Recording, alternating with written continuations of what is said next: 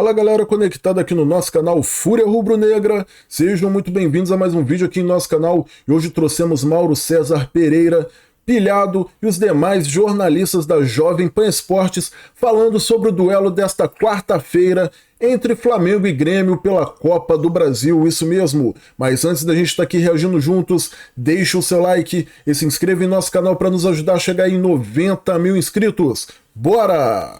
E agora vamos falar da outra semifinal da Copa do Brasil, Grêmio e Flamengo, na Arena. Primeiro jogo na Arena, segundo jogo no Maracanã.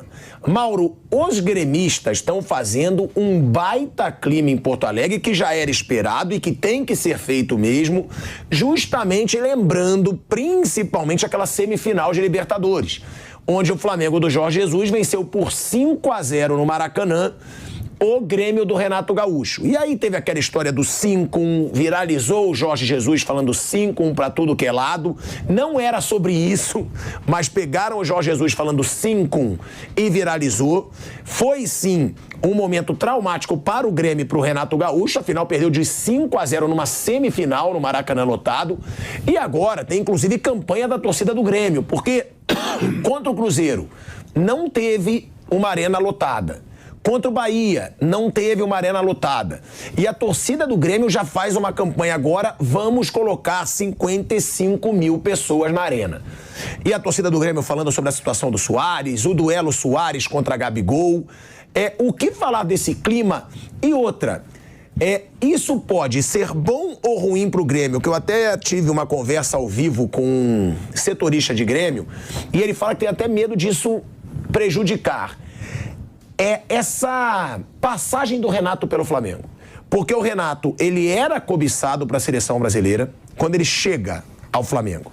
Ele chega ao Flamengo, é eliminado pelo Atlético Paranaense na Copa do Brasil e perde aquela final de forma traumática para o Palmeiras em Montevidéu. Sai do Flamengo muito criticado e depois disso ficou sem emprego, não se falou mais em Renato em seleção brasileira, ou seja, a passagem pelo Flamengo, que era um sonho para ele, para a carreira, ele acabou regredindo com essa passagem pelo Flamengo. E é claro que o Renato deve estar com aquele sentimento, eu quero mostrar serviço contra esse Flamengo, principalmente porque ele era o treinador do 5-0. Você acha que isso pode ajudar ou prejudicar o Grêmio? E também falando do Flamengo, né? Desse time do Sampaoli que é tão irregular ainda, que não tem uma regularidade o que esperar desse Flamengo para a semifinal. Bem, eu acho que o Renato, quando ele jogou o Flamengo, o filme dele já estava queimadaço. Ele já tinha tomado de 5-0 do Jorge Jesus. Ele já tinha perdido o final de Copa do Brasil para o Palmeiras do Abel Ferreira. O Palmeiras não tomou conhecimento. Ele já tinha sido eliminado pelo time do Renato Paiva, que era o técnico do Del Valle. E o Del Valle nem jogou no Equador, no meio da pandemia. Ele jogou no Paraguai, não podia mandar jogos internacionais lá em Quito, né, no território equatoriano em geral. Então jogou no Paraguai e ganhou, inclusive, dentro de Porto Alegre. E aí que ele caiu. Aí ficou um tempo aí no limbo. Aí algum gênio teve a ideia de contratá-lo para treinar o Flamengo, porque ele estava na praia lá jogando futebol e tudo, e acham que ele tem a cara Mauro do Rio. César não gosta dele de jeito nenhum, velho. Mauro César não gosta do Renato Gaúcho de jeito nenhum. Se fala no Rio de Janeiro com relação a essas muletas ridículas, uma bobagem colossal. E foi um desastre. Foi um desastre que ele não tem condições de ser o técnico do Flamengo dentro daquilo que se espera de um elenco tão caro, tanto investimento. Mas ele pode ter ganhado o Flamengo. Eu acho que é bom você ter o estádio cheio, a torcida do Grêmio apoiando. Eu não vejo por que pode ser ruim, não. Possa ser ruim, desde que a torcida entenda a estratégia que ele vai adotar. E eu acho que a estratégia vai ser de um time muito cauteloso, com ou sem o Suárez, um time diferente do que foi no 3-0 do Maracanã em outros jogos. Acho que ele vai jogar mais fechado. Você não acha que ele vai buscar uma vantagem em casa para ir para o Maracanã? Ele pode fazer uma pressão inicial, ele pode buscar um gol no começo, acho que ele vai buscar, como fez contra o Atlético, mas fazendo ou não 1-0, quando o jogo chegar no momento mais maduro, assim, quando passa aqueles minutos iniciais, eu imagino um Grêmio bem mais cauteloso do que em jogos recentes, quando for um time mais ofensivo. Eu tenho quase certeza disso. Foi assim que ele jogou contra o Cruzeiro fora de casa, ele se classificou na Copa do Brasil. Ele estava perdendo em casa de 1-0, aí empatou graças ao Suárez. O jogo estava bem difícil para o Grêmio, e aí ganhou fora de casa, né? E jogou dessa forma, pouquíssima posse de bola, nem 30%. E agora contra o Atlético foi assim. Para mim aquilo foi um ensaio do que a gente vai ver amanhã. Eu imagino isso. A não ser, claro, de repente o Flamengo faz um gol na saída, abre o placar, aí o Grêmio tem que mudar completamente seus planos. Mas se o Flamengo não fizer um gol na parte inicial do jogo, no 0-0 ou o Grêmio vencendo, o Grêmio acho que vai ser um time bem mais cauteloso para não se expor, como fez contra o Cruzeiro e já... Eu acho que jogo de amanhã é Flamengo 1-0 lá. E no Maracanã o Flamengo atropela, minha opinião. Deixa a opinião de vocês aí nos comentários. Se preparou assim contra o Atlético, tomou muita pressão do Galo, mas sustentou 1-0, teve aquele gol polêmico ali anulado do lado, né?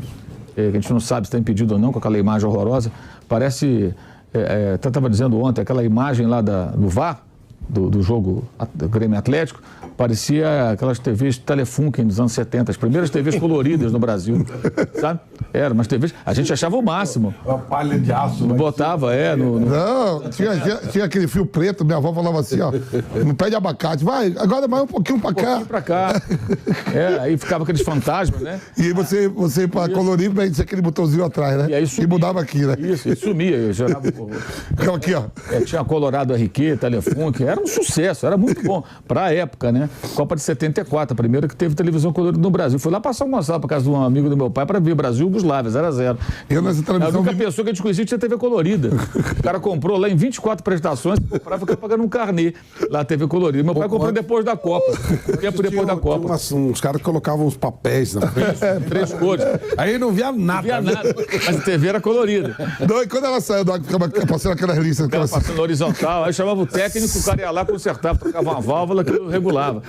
Assim, parecia uma televisão colorida dos anos 70. Aquela imagem sem nenhuma resolução, bizarro. Cara, tem transmissão em 4K hoje. E os caras transmitindo aquela imagem bizarra, aquela linha grossa. Você não sabe se está no impedimento, se não está. Foi como agora no Gabigol, no jogo contra o Flamengo, contra o Atlético, lá no Paraná. A gente não sabe se está impedido ou não, né? Enfim, mas eu imagino que o Grêmio vai jogar assim, mais cauteloso. A não ser que o Flamengo abra o placar muito cedo, aí ele vai ter que mudar a postura, né? Ele pode ficar perdendo se defendendo. Mas acho que o Grêmio vai ser um time bem mais cauteloso. E foi assim que o Renato eliminou o São Paulo, do Diniz, em 2020. Ele segurou o São Paulo, achou um gol lá com o Diego Souza. São Paulo amassou o Grêmio em alguns momentos, atacou. 1-0 o Grêmio, gol do Diego Souza. Aí veio até o Morumbi, sustentou um 0-0 até o final e se classificou para aquela final com o Palmeiras. Com o Palmeiras não teve nenhuma chance. O Palmeiras passou por cima com muita facilidade, venceu, levou a taça e um abraço. Foi a primeira vez que o Abel venceu o Renato, né, numa final. Depois voltaria a vencer. Então, eu acho que ter a torcida do lado é bom, é lógico, mas o torcedor vai ter que entender que talvez seja um Grêmio um pouco mais pragmático, bem mais pragmático do que em outros jogos. Não acredito que o Grêmio vá se lançar ao ataque assim todo o tempo. Começo do jogo pode ser. E o que se comenta é que o Soares vai jogar, né? O Soares deve jogar, talvez fique até o final do ano, faça algum tipo de composição. E a expectativa é que ele jogue. Esse jogo ele vai. E jogando muda muito também, né? Sem ele e o Vila Sante voltando também é bem importante. É o jogador que dá mais poder de marcação ali ao meio campo e também tem a boa chegada, né? Eu acho que essas duas voltas são importantes para o Grêmio. Agora, o torcedor acho que vai ter que entender isso. Eu acho que o torcedor entende que o comportamento do time pode mudar um pouco em nome de uma tentativa de passar para o adversário, que é difícil. E o Flamengo, o que a gente espera, imagina, é o Flamengo muito mais envolvido com o jogo do que naquela ridícula partida contra o América Mineiro, né? Agora é o jogo de Copa, assim outra atmosfera, e de volta, né? Tem o jogo 3 semanas depois do Maracanã. Acho que o Flamengo é diferente, com uma outra escalação também, provavelmente um time também ocupando mais o meio-campo, sem um pouco provável. O Gerson não pode jogar, que está suspenso, joga Pulgar também. Eu imagino que joga Thiago Maia e Alan. Acho que vão ser os dois ali na frente da defesa. E aí na frente, Gabigol ou Pedro, acho que... Defesa, Fabrício Bruno joga não, né? Davi Luiz e Léo Pereira. Possivelmente, eu acho que os dois, acho que ganham uma posição, Davi Luiz. Davi Luiz, Léo Pereira, Ayrton Lucas, o Wesley joga todos os jogos, o goleiro é o Matheus. E aí eu acho que vai Thiago Maia e Alan. Aí na frente, não tenho dúvida se ele vai, por exemplo, com Vitor Hugo ou um Everton Ribeiro, dependendo do que ele pretende, né? Um cara mais jovem, mais vitalidade, o Everton Ribeiro. Acho que vai ser Gabigol, acho que o Pedro vai ficar no banco, é só um palpite.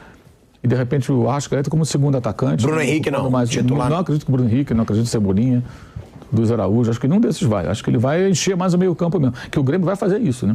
O Grêmio vai jogar assim, vai tentar ocupar um pouco mais ali o setor. E acho que a função, a tendência, acho que é o São Paulo partir para um outro tipo de jogo. Talvez mais parecido com o que foi o segundo tempo contra o Palmeiras aqui, quando ele depois tirou os pontas, né? Vamos ver como é que vai ser. É sempre difícil adivinhar o time do Sampaoli, porque ele muda bastante, né? E acho que ele vai mudar muito em função do Grêmio. E imagino que ele esteja estudando o Grêmio que jogou contra o Cruzeiro, Copa do Brasil, lá atrás, não contra o Bahia, porque é muito parecido com o jogo do Atlético, que foi o jogo do sábado, que é o mais recente. Então, se ele fizer o mesmo raciocínio que a gente está fazendo aqui, acho que ele vai também fazer colocar em campo o Flamengo um pouco mais... para preencher mais o meio-campo, né? Ó, eu vou ser escrachado, né? Porque também sei que o Flávio Prado discorda, o Mauro discorda. Eu não acho o Renato ruim. Não acho. Não acho. Acho o Renato um bom treinador. Inclusive pelo que ele faz nessa temporada com o Grêmio.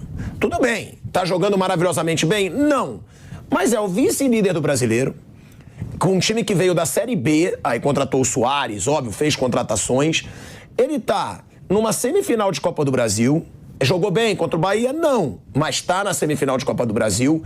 E eu acho que ele teve bons resultados. Eu sei que o Flávio também discorda. Eu acho que o Renato fez uma baita Libertadores com o Fluminense, quando perdeu para a LDU na final, ganhando de 3, mas perdeu na altitude.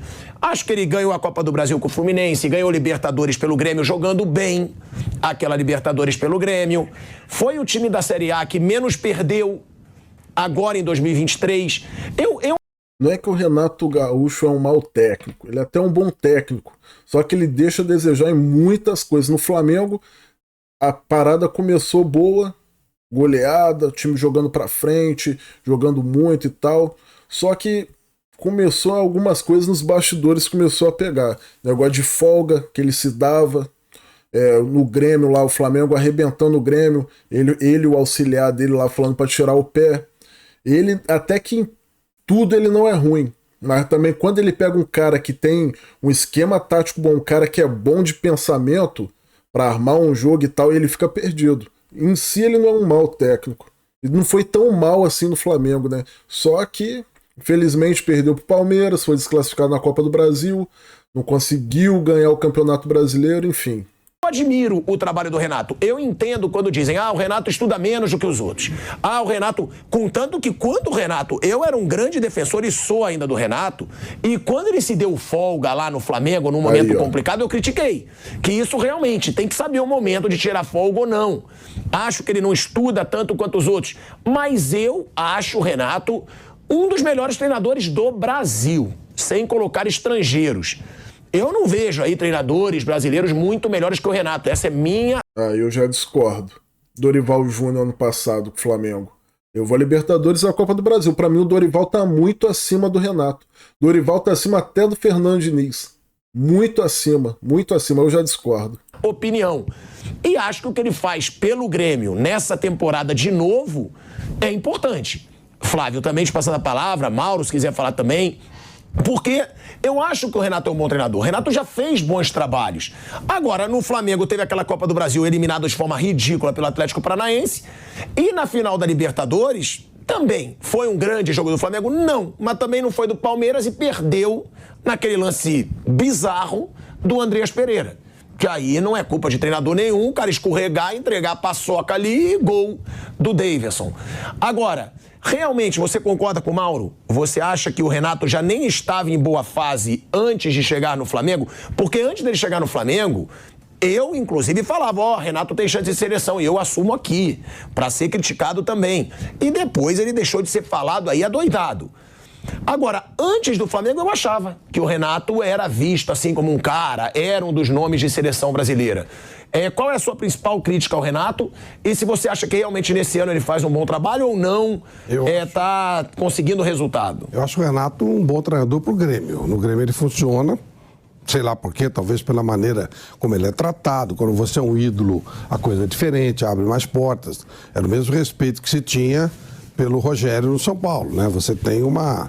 É diferente, é outro papo. O Renato no Grêmio realmente ele é o dono da casa, isso ajuda bastante. A maneira como ele gosta de trabalhar. O Fluminense ele foi bem, Flávio. Ele chegou numa final de... Eu vou parar o vídeo por aqui. E é isso aí. Nesta quarta-feira tem Flamengo e Grêmio. Deixa aqui nos comentários o seu palpite. Qual será o placar desse primeiro jogo aí pela Copa do Brasil? Na minha opinião, ou Flamengo 1-0 ou empate. Independente de número de gols, ou é empate ou Flamengo 1-0. E no Maracanã, o Flamengo passa com notoriedade. Essa é a minha opinião. Se você gostou do vídeo, deixa o like, deixa a sua opinião aqui sobre o vídeo que a gente trouxe o corte aqui para vocês. Se ainda não é inscrito em nosso canal, se inscreve aí para nos ajudar a chegar em 90 mil inscritos e para vocês ficarem por dentro dos melhores cortes da mídia futebolística que fala do Flamengo. Saudações rubro-negras, até o próximo vídeo e valeu!